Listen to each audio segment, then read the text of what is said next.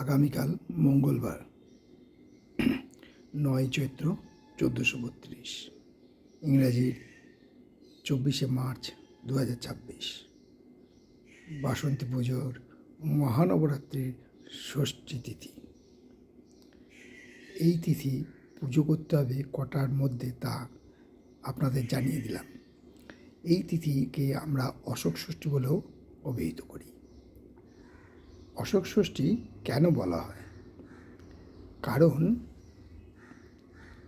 রামায়ণে উল্লেখ আছে বা হিন্দু শাস্ত্রেও উল্লেখ আছে, যখন মা সীতাকে রাবণ হরণ করে অশোক বনে রেখেছিল, অর্থাৎ অশোক ফুলের যে বন ছিল তার মধ্যে রেখেছিলেন, এবং সেখানে তিনি মা দুর্গার স্বপ্নাদেশে এই তিথি অর্থাৎ এই ষষ্ঠী তিথি পালন করেছিলেন।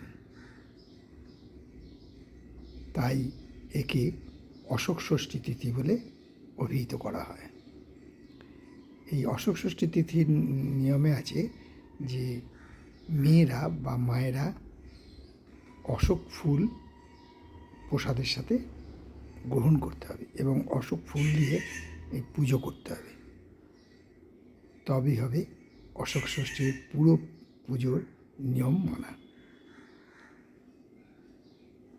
এই পুজো করতে হবে বেলা 12:54 মধ্যে, না হলে কালবেলা হয়ে যাবে।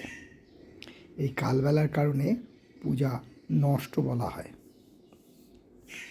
তাই পুজোর নির্ঘণ্ট আপনাদেরকে জানিয়ে দিলাম। পুজোর নিয়ম তো আগেও বলেছি, এখন আরেকবার বলে দিই।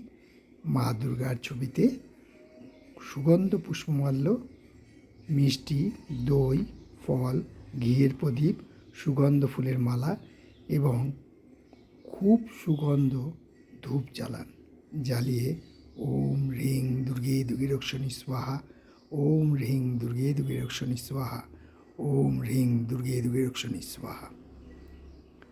তারপর বলুন সর্বমঙ্গল মঙ্গলে শিবে সর্বার্থ স্বাধিকে শরণিত্যম্বকে গৌরী নারায়ণী নমস্তুতে বলে মায়ের চরণে ফুল দিন, জবা ফুল বা যেটা খুশি আপনার দিয়ে মাকে প্রণাম জানান। আর ক্ষমা মন্ত্র বলাই আছে।